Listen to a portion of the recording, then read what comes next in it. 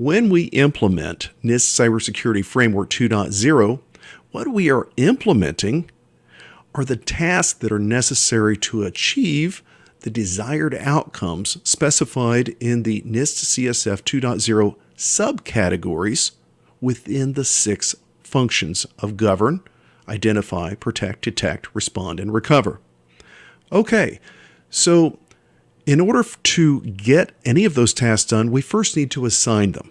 Matter of fact, one of the tasks required in NIST CSF 2.0 within the govern function is roles and responsibilities assignment, GV.RR.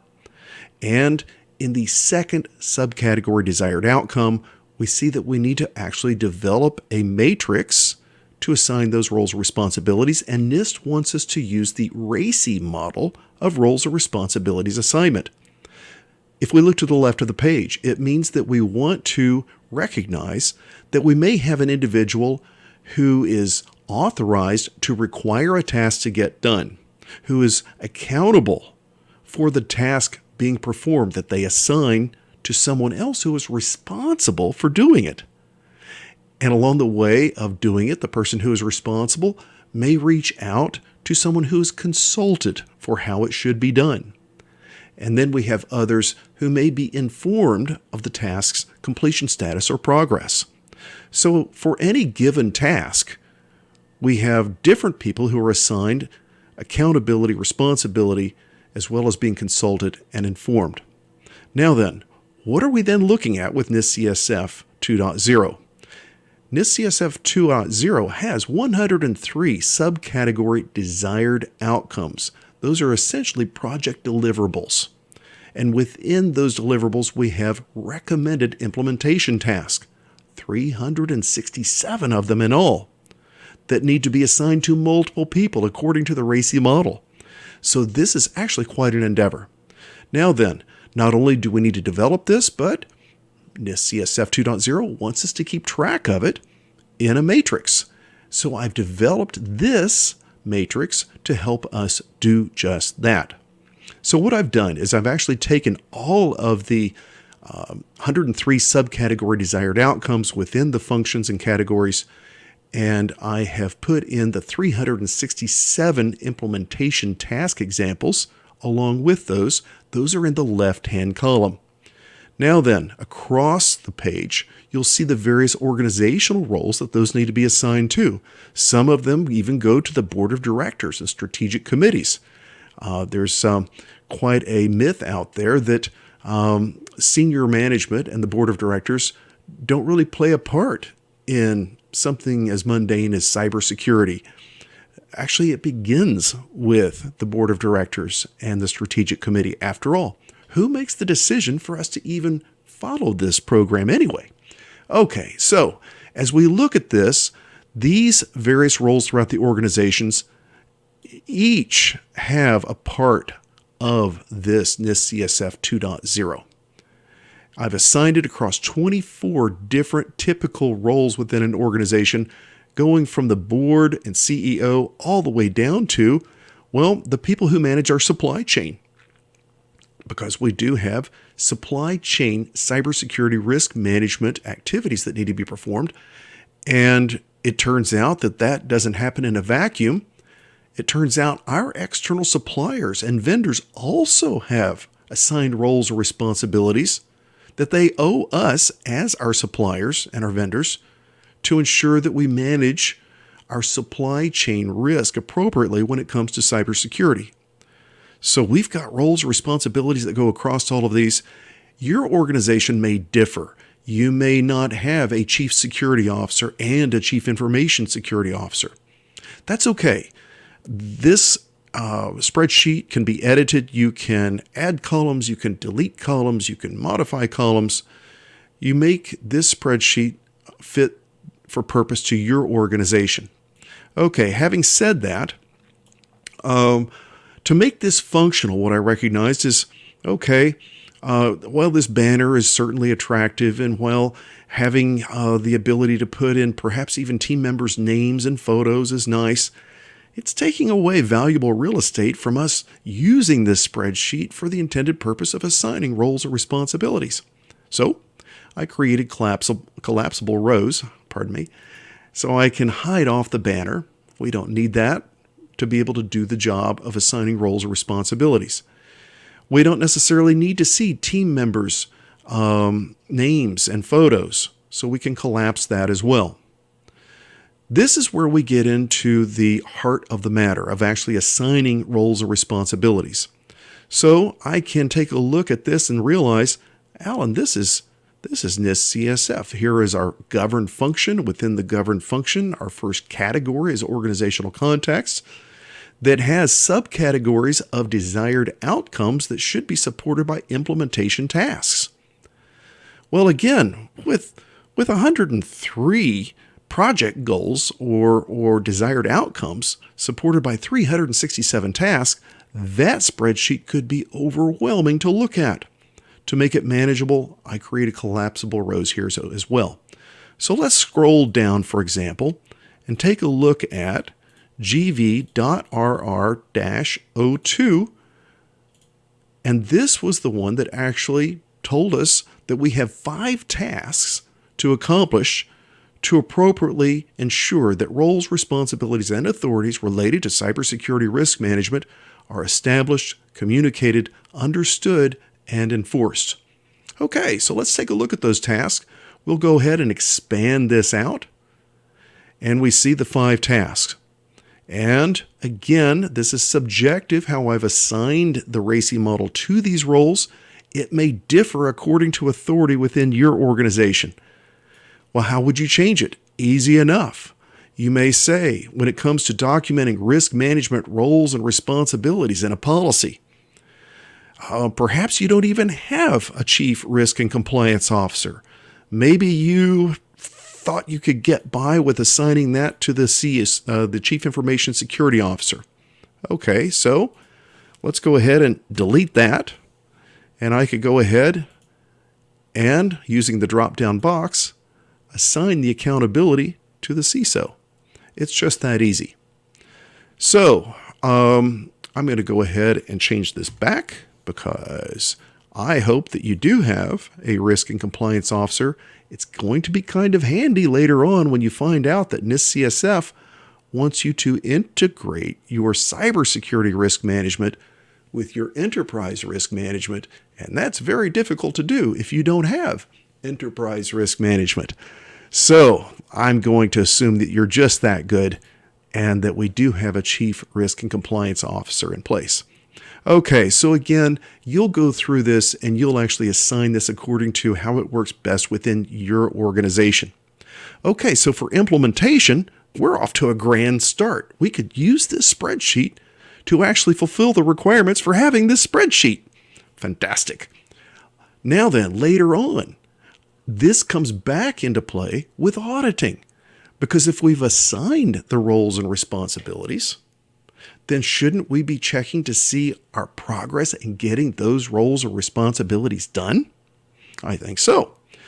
Now then, this is where I'm able to leverage another neat thing that NIST provided previously. They had something called the Cyber Resilience Review, or the CRR. And it was a question and answer assessment questionnaire that helped us try to determine NIST CSF conformance using an adaptation of Carnegie Mellon's resilience management model, or resiliency management model, I believe, the RMM.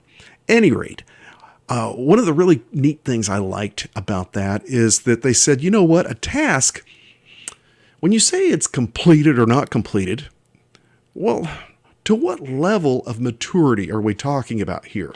Are you saying that just because you put it into a policy as a requirement that it's done? Or do you mean that you put it into a policy that it was planned and then it was actually taken so far as assigned to given individuals? Okay, that would be a higher level of maturity.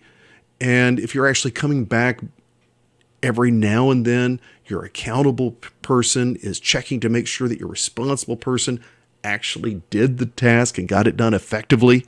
Oh, that would be a different level of maturity of completion. So what I'm describing here, and if you look at the bottom of the spreadsheet, there's a tab called Legend. And in the legend, not only do I describe responsible versus accountable, consulted, and informed for your RACI keys, but this maturity indicator level, or MIL level, is something that I saw in the previous cyber resilience review that they had available for, well, originally for CSF 1.0 and then 1.1. It took them 2 years to get the 1.1 version in place, 2 years after publishing of 1.1. So that's why I think maybe I won't wait for them to do it again. I had to build the spreadsheet. And so towards that end, I still adopted what they did because this is fine work right here. I like it because I can say, you can't even say that you fully planned an activity if you don't have a documented plan for performing the activity and that it's in place and that the documented policy and procedures for the subcategory and desired outcomes are there, that stakeholder for asset management activities have actually been identified and made aware of their role, that standards and guidelines that should drive the activity, have you actually identified them and implemented them? If you haven't even done that, you haven't really even planned well for what needs to get done. What needs to get done is in the managed level. This is where you actually assign roles, responsibilities according to what you've planned.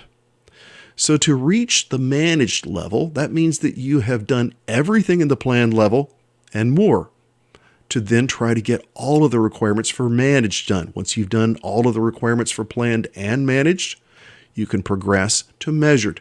So this is a maturity model, if you will, that judges really the thoroughness and maturity of your execution of any given task.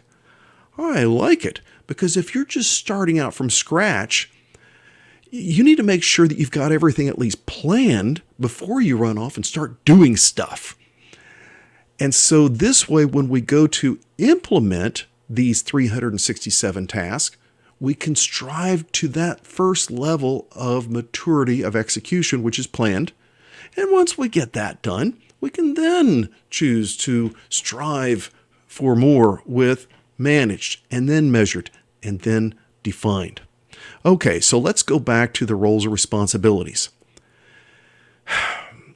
You don't have the MIL levels of execution really applicable in the assignment of roles and responsibilities. It really comes down to when you're measuring it, auditing it to see how far you've come along.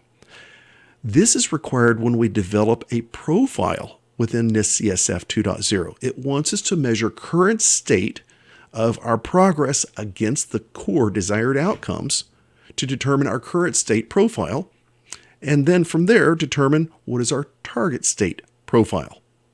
Okay, well, if we've already got all of these tasks and they've already been assigned to the people who should do them, maybe we can actually just extend this template to address completion status, which is what I've done. I've turned this into a profile template tool as well by having a status section that judges our current completion status. And it judges that current completion status against what we feel is our target level. Well, if you don't have anything in place, your first target level is planned. So I can use the drop-down box to select plan. And then what I can do is I can, again, expand to get to my task statement. You know what? This is kind of irritating to me. I'm a little confused. I've got roles, responsibilities mixed with task completion status. You know what? Let's get those roles and responsibilities out of the way. Take a look at that little minus at the very top of the page, and I click it, and it no longer bothers me. It's cleared from view. So in other words, not necessarily critical, but it does make this spreadsheet a bit more usable. Okay, so now I'm back to looking at this. We need to share the organization's mission through vision, mission statements, marketing, service strategies, and so on. Well, if I were to say, at this point, Alan, we haven't done anything. As soon as I deleted it, take a look at the current completion status. It auto-propagates. It's calculated from what you say you've accomplished with your current maturity indicator level or MIL level that you select from this box. Once you've completed the 4 requirements to say that you've fully gotten something planned, well, you could then say at least we've reached planned. Not that we're working on planned, that we've reached planned, and that it is complete. Fantastic. Once we've done all of the 367 tasks and gotten them up to at least the planned level, you've got at least the plans in place to then later assign and do stuff, which is in the measured, or rather managed level. Soon as I change my target to managed, my complete status changed to partial, because that's what it is. I'm at least planned, but I'm not managed yet. When I additionally accomplish, or when the organization rather additionally accomplishes the requirements to fulfill managed, I'll be able to change this to managed, and whoop, it turns to complete. You get the idea. So again, this is a spreadsheet that I've created to accomplish what unfortunately NIST Current Profile Tool does not. NIST Current Profile Tool that it provides for free download, you'll notice that it even says draft in the file name that you download, doesn't have anything to do with roles, responsibilities assignment. It really just goes to completion status. But the dilemma is that when you've got multiple people assigned responsibility and you've got other people assigned consulted, what if some of them are performing their roles but others are not? So it's not as easy as just simply saying it's on or off. It's not a binary decision. And so this is why I went ahead and built this tool, because I couldn't find another one out there, and we need one. So this is a tool that we provide for free along with our instructor-led live classes. And of course, it's available online for separate purchase if you're not attending a live class. So I'm Allen Keele. Thanks for joining me.